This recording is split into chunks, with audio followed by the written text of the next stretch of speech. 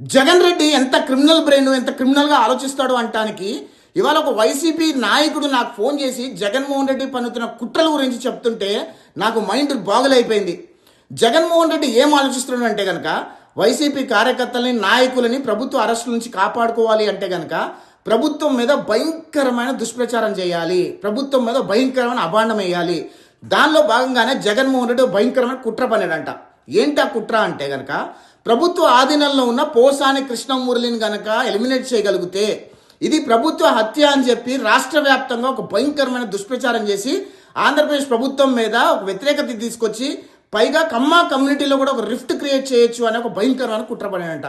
ఆ కుట్రలో భాగంగానే పోసాని కృష్ణమురళికి ఒక సమాచారం జారేశారు.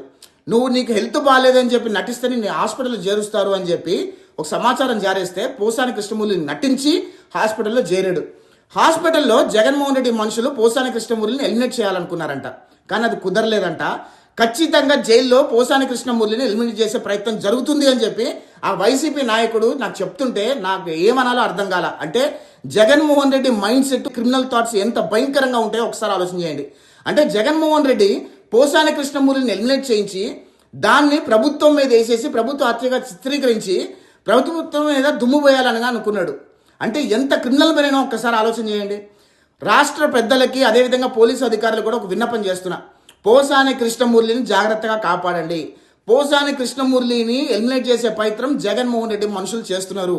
పోసాని కృష్ణమురళిని ఎలిమినేట్ చేసి ఆ హత్య ప్రభుత్వ హత్యగా చిత్రీకరించి కమ్మ సామాజిక వర్గంలో ఒక రిఫ్ట్ క్రియేట్ చేసే ప్రయత్నానికి కుట్రలు జరుగుతున్నాయనే విషయం మీ దృష్టి తీసుకొచ్చే ప్రయత్నం చేస్తున్నా. దయచేసి ప్రభుత్వ పెద్దలు, పోలీసు అధికారులు అప్రమత్తంగా ఉండాలి అని చెప్పి నేను మనవి చేసుకుంటున్నా. జై హింద్.